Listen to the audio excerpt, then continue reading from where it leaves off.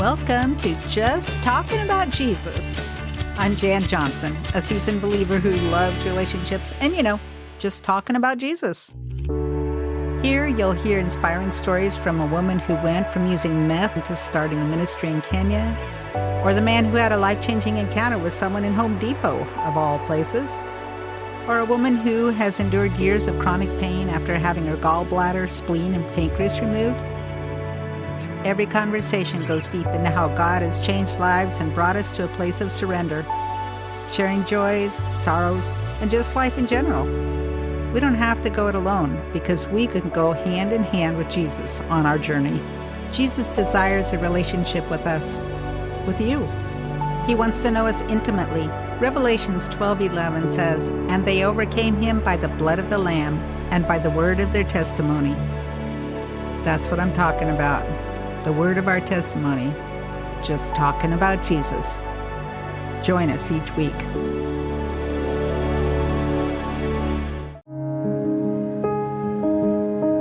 I was in depression because it was so much attack, demonical attack through my friends. And it was a lot of things, but I remember that every morning I will get up and I will say, I'm not going to give up. Devil, you're not going to get me.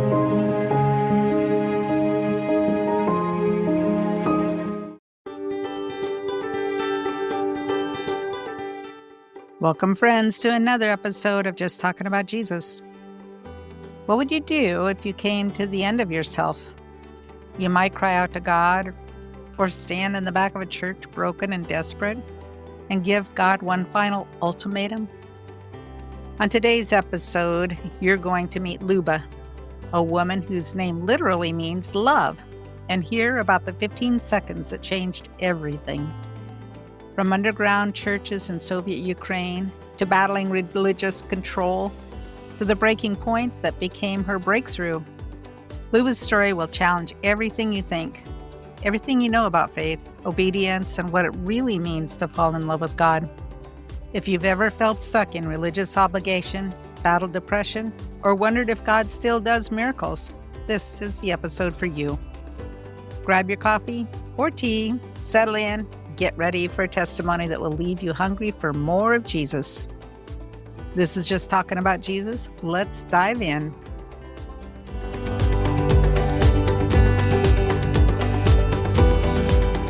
Welcome, everyone, to this episode of Just Talking About Jesus. So glad that you are joining us. And especially if you're new here, we really appreciate having you pop in with us, and hope this won't be the last time, but it'll be the start of a new thing for you. My guest today is Luba Shalya. Welcome, Luba. Thank you. Thank you, Jen. My honor. She has been a citizen of the United States for 36 years. She came from Ukraine, and she has a testimony for us that she's going to share that I think you're going to gain a lot from. So, Luba, first of all, tell our audience about your name. First of all, I want to say hello and thank you, Jen, for having me here. It's my honor. My full name is Lyubov. It's mean love. Same like faith. It's a Vera, hope, it's Nadezhda, and Lyubov, it's love. So that's what it means. And people, when they can't say my name, like Lyubov, I say, call me love, because this is my real name. And people will just like, really? I said, yeah. So that's what I love about my name. I love that. Yeah. I don't know. I might like that name. Maybe I should change my name. Having this name, I didn't really like it in the first place, but by growing in my years and getting younger and younger, I realized that this name represents me, because I love people, I love what I do, I love minister to people, and sometimes you just like remind yourself, okay, you love. If you're upset or angry, just like, okay, you have to introduce love, you have to represent love. So it's changed your atmosphere around you, and it changed you inside of you. It kind of centers you, doesn't it? Yes. So you're off into something else, and it's like, remember who you are. Yes. Yeah. Yes, And exactly. so, just like how God reminds you your identity. So it's, Yes, all the time. If I'm angry, upset, and sometimes on the road, it's just like, why did you do this? And it's just always in my spirit. Okay, yeah, you represent love. yeah. You show that. Tell me about your faith walk. Where did you begin? What to really have a connection and what brought you there? I want to start from the beginning. I came from Soviet Union, a former Soviet Union, but there was Soviet Union before it was republic. So basically, it was Ukraine, but it was a Ukrainian republic, and it was Soviet Union actually. And I was born in Christian family, but my grandfather was prosecuted by KGB. This is why we came here as a refugee, right? And my grandmother always taught me about God, always teach me that who He is and everything. But my real time meet God was when I was 15, when I was in my college, and I was, in a church where there was a very strong youth group. And I remember that day when all the youth, all my friends, came to the altar and gave them life to God. All of us. It was like 15 or 20 people. Hmm. It was small church, underground church, it was not the freedom that time. It was church that would not be registered with the state or city. But I remember that day. That was my life given to God. And And you said that it was was, you said it was an underground church.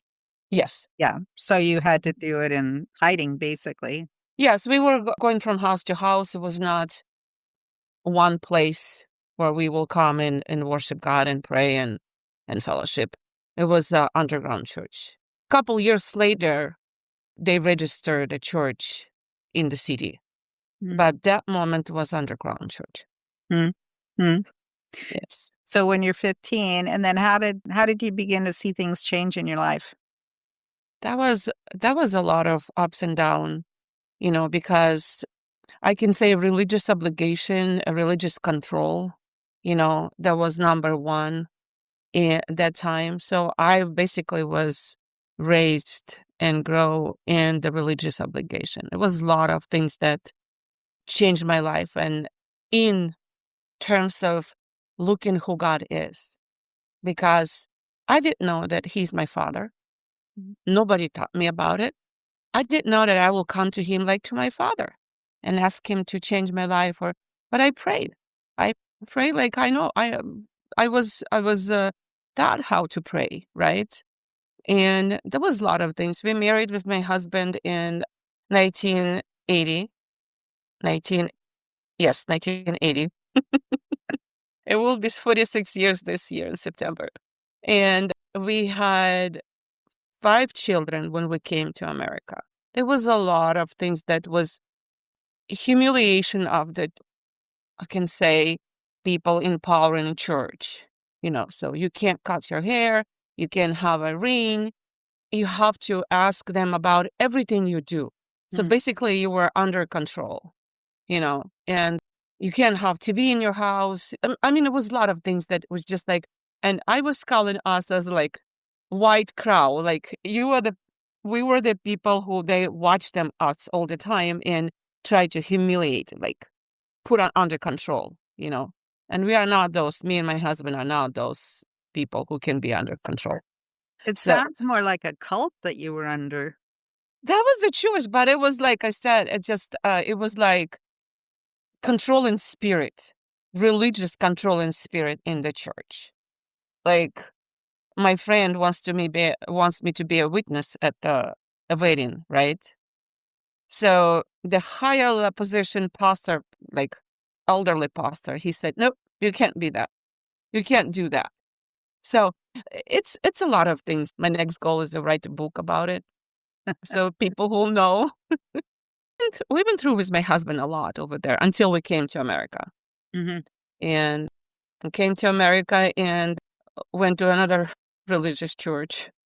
So, but it was different. It was different, of course, but it was a lot of things that we don't know about curses and blessing, generational curses. I had no idea that the generational curses can be destroying my life, can be affecting my life. We had no idea, but complete deliverance, that people can be delivered from different things that you don't even know that it's there, you know. So I've learned this my latest years when I was 43, 44, 42 years old. But my real meeting with God was January 31st, 2006. It was real meeting with God. But I was divorced with my husband for 7 years. I was in depression because it was so much attack, demonical attack through my friends. And it was a lot of things, but I remember that every morning I will get up and I will say, I'm not going to give up. Devil, you're not going to get me, because I already knew about deliverance and other things. I read Rebecca Brown. I read Paula White. I read Joyce Meyer. All those, the preachers, pastors, ministers who were just like teaching people. But I was under so deep depression that even my kids said, Mom, what's going on with you? Because I was so active in the church. I was going to prayers and everything. But that was a moment when God wants me to bring close to him. So January 31st, I went to the church. It was New Beginning in Portland. Larry Huck was the pastor. And it was deliverance service. People who come from all states once a month. And Pastor Larry Huck will pray for them. I was standing at the end of the church. I remember that moment like now. I was standing at the end of the church and I said, God, was nobody around me. Everybody was in front, next to the altar. I said, God, if you exist, this is the last moment. I am telling you, either you change me right now, or I will just leave the church and I will never come back to you. Mm-hmm. It was a very strong words. It was like words of the lost hope. Mm-hmm. If God exists, he will hear me and he will help me. And I can't even explain. I always cry when I talk about it. It's same moment that I said the words, there was like somebody was taking out the old things that was in me out and was putting in new stuff, like new, completely new, everything. Like my mind was changing. It was like 15, 20 seconds, but I was completely changed. Wow. So I believe when people saying God changed me in split moment, I believe them. Because God sees your heart. He sees your spirit. He wants you to know that, okay, I hear you. I was there all the time and I need that last, roar from your spirit. God, I need you right now. I need you. If not, I'm leaving, because why? It's hopeless for me, right? It's hopeless for everyone to know God and don't see anything.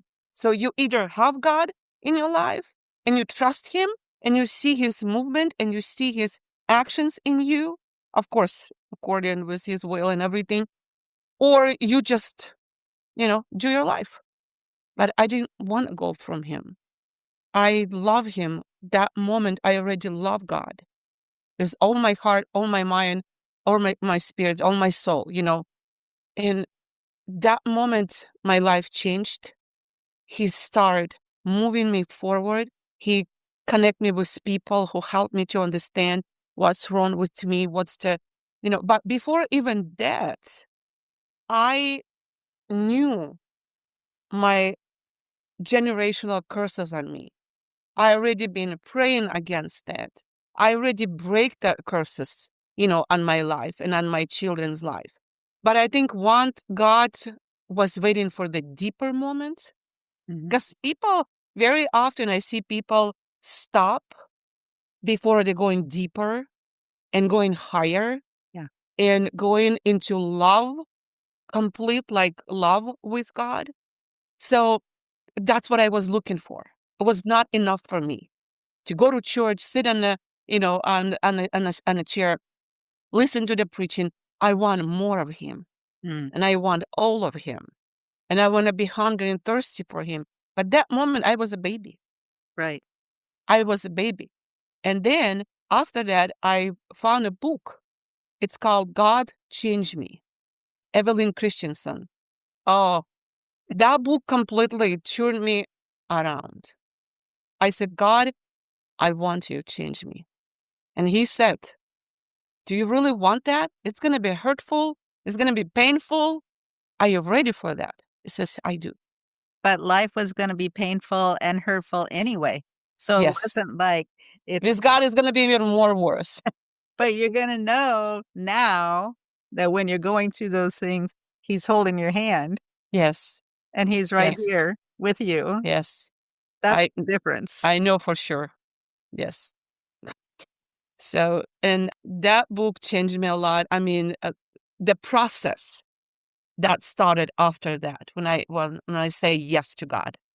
So people think if they say yes, it's going to be easy life, everything's going to be just easy. Oh no. I'm telling you straight, no.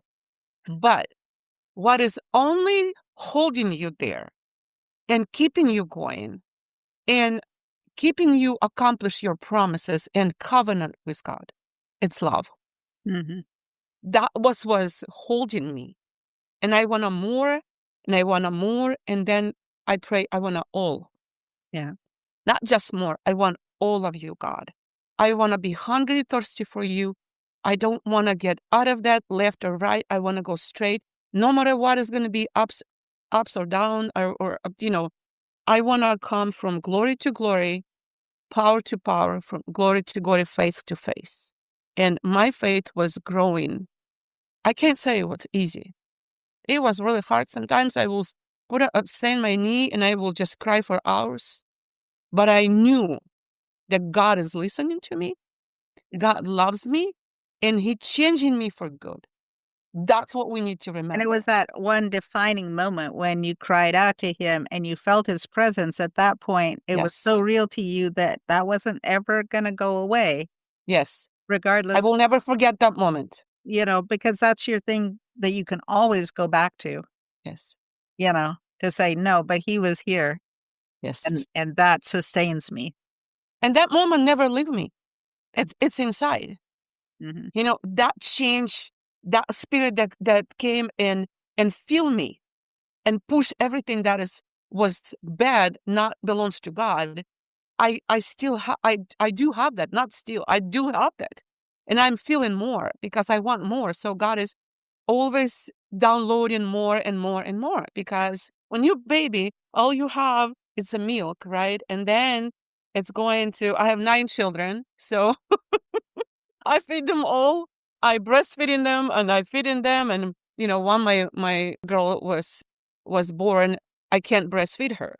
I was so afraid that she can be not developing right. So trust me, I was doing everything. Every month, every day I was counting. She was 4 months old. She was 5 months old.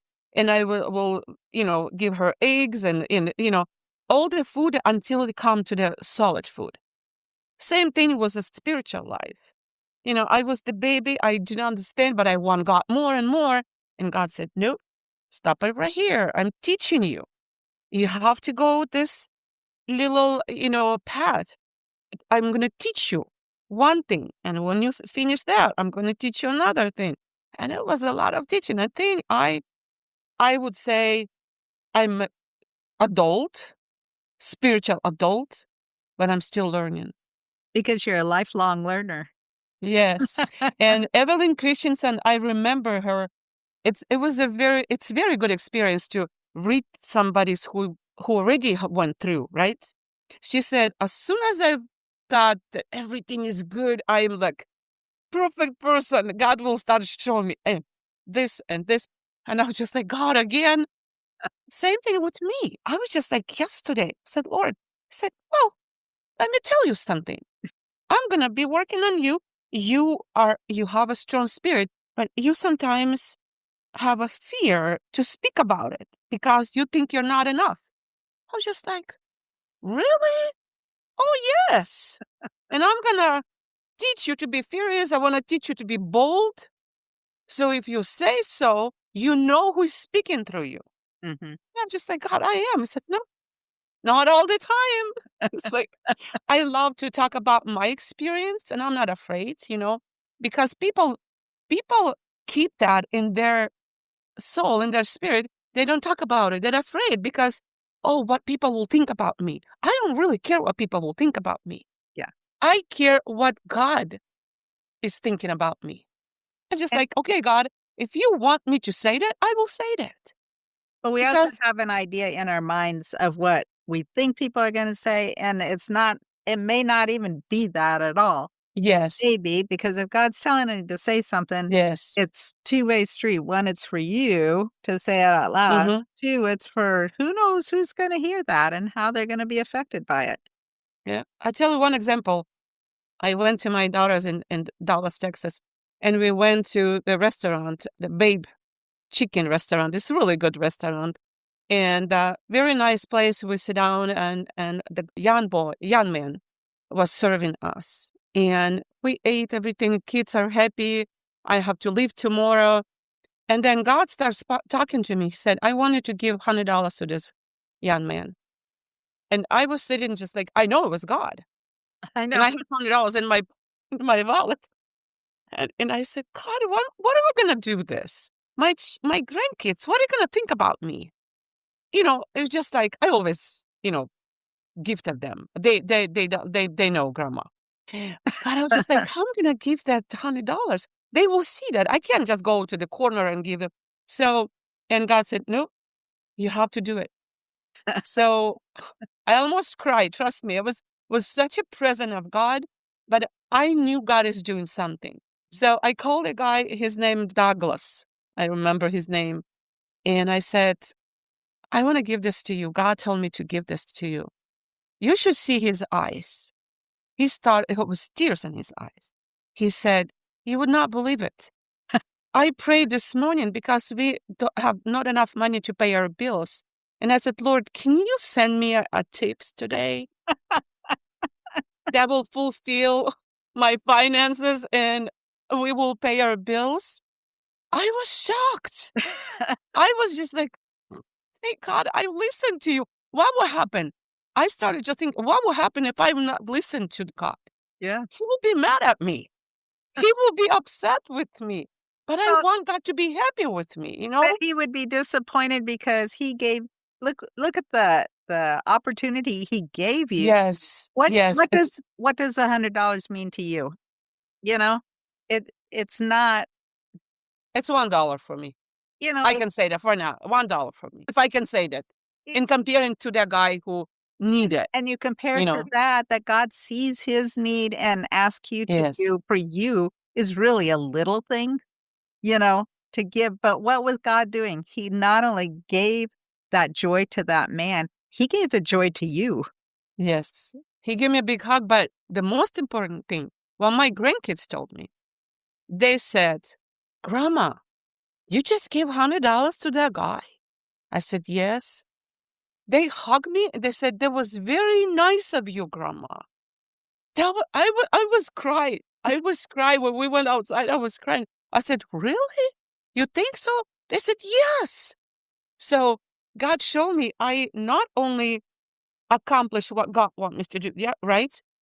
But I also taught my grandkids to be obedient to God, first of all, and to be cheerful or A, just like willingly give. a cheerful giver. Yes, Mhm. talking all way home. They were just like, Grandma, we're so proud of you, Bob. I said, no, it's God. You need to learn how to listen to God Mhm. because it was God's voice. And said, really? You did listen to God? You hear God saying to you? I said, yes. Yeah. Otherwise, I will give this $100 to you guys. They didn't even say anything. Just like, why don't you give it to us? That's what my flesh was saying. What is your grandkids will say? No, we need to be obedient to the Lord Mhm. because only He, Jeremiah 29:11, only He knows what's the best for us, what's the good for us. Yeah, but that was the moment. There was a God's moment in my life. It was a lot of them, but it was the one of the moments that when you hear God saying, you have to obey. You have to obey. Yeah. Because if you don't, I mean, I've had times when I've heard God tell me to do something and then I didn't, just because, oh, really? That's not, and then the whole time it's like, I think I just missed a moment. And I did, because I didn't do that Yep. thing to connect with that Mm-hmm. person that, just like you, it's like, I don't even know that person. Why would I Yes. say, how do I know what, Mm-hmm. whatever. But even Mm-hmm. all of that, just by doing it, God has a purpose in it. Even if the guy said, oh, no, I don't want it, Mm-hmm. Mm-hmm. which he wouldn't have, but at any rate, Yes. Yes. it's such a much bigger picture, that one act of obedience. Mm-hmm. For me, it's another lesson was accomplished because God give us a moment that He's watching us. Are you gonna follow my instructions? Are you gonna follow my word, my voice? Mhm. So I will give you a bigger instructions or bigger. So He is testing us Mhm. through this lesson. He's testing us, and very often I've learned this from Rebecca Brown. She said, God will test me until I have A+. Ooh. A+. I remember that.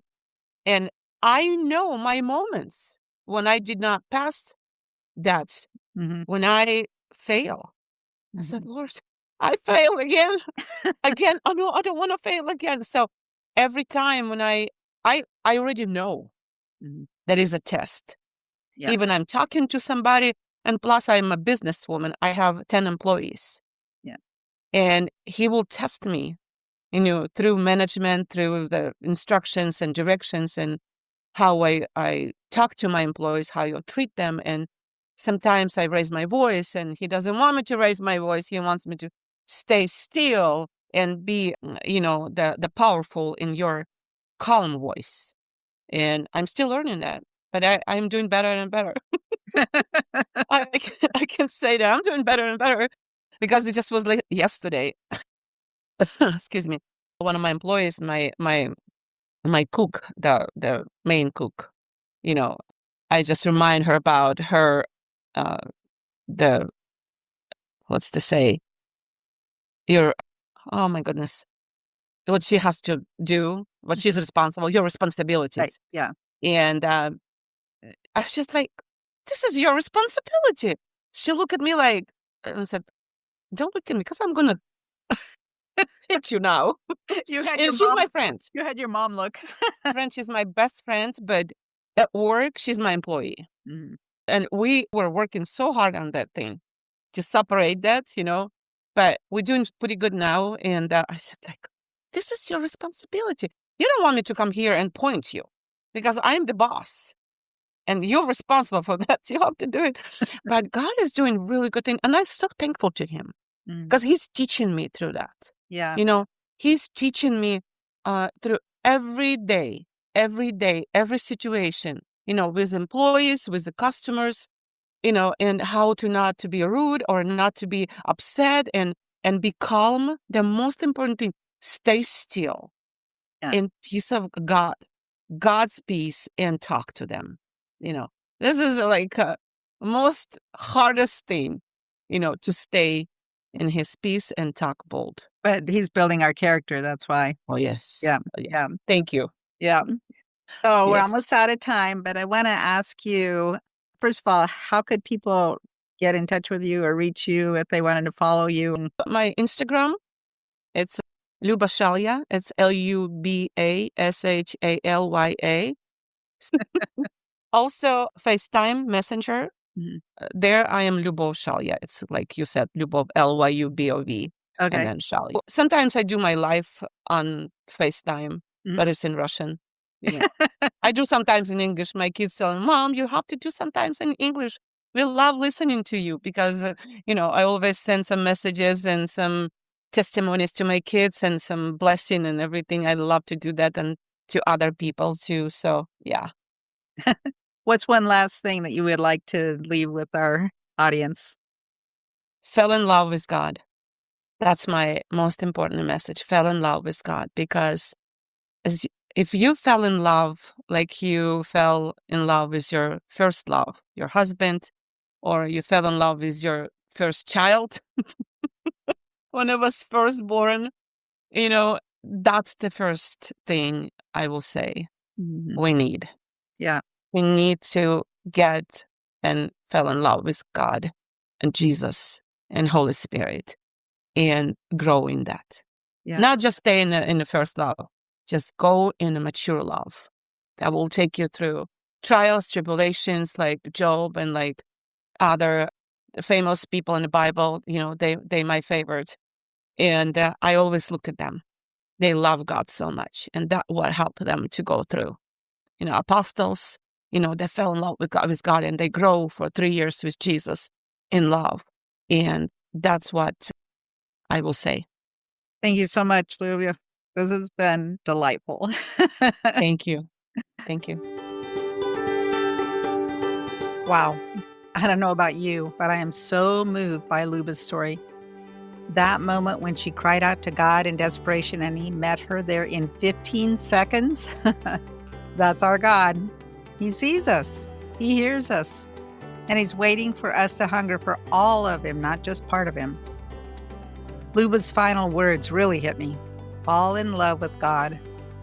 Not just know about him, not just attend church on Sundays, but fall in love, like you fell in love for the first time.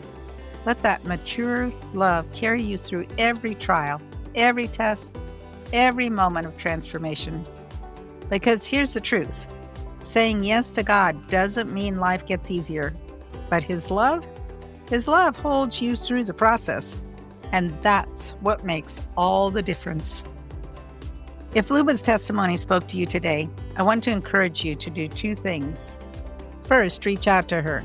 You can find her on Instagram at Luba Shalya or on Facebook Messenger under LYUBOV SHALYA. She loves ministering to people and would love to connect with you. Thanks for listening. You are the reason I'm here. If you found value in this episode, could you think of 1 or 2 friends or family members you could share with? Be sure to like, share, and subscribe.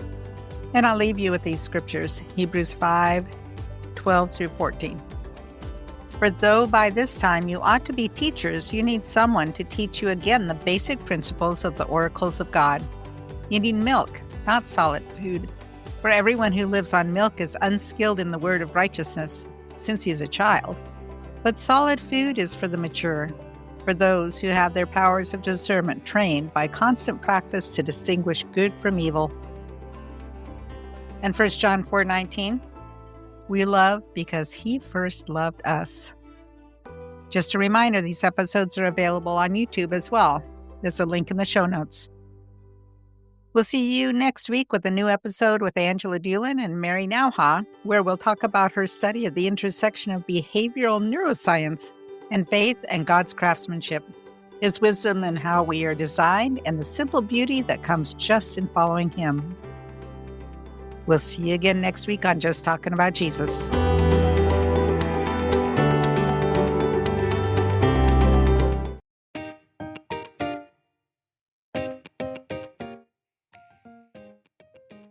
Do you have a friend or relative that would find value in this episode? Please share it. And you can let them know that if they'd prefer to watch, I always put these episodes on YouTube. So check that out in the show notes. And if you watch on YouTube, consider subscribing, because just as when you subscribe to this podcast and get notification when new episodes are out, the same will happen if you subscribe to my YouTube channel. Just Talking About Jesus. And then you won't miss an episode. Speaking of subscribing, are you getting my newsletters? These not only tell the guest stories, but also include pictures and links to the website and YouTube. I also add a little about my life, and who doesn't want to know that?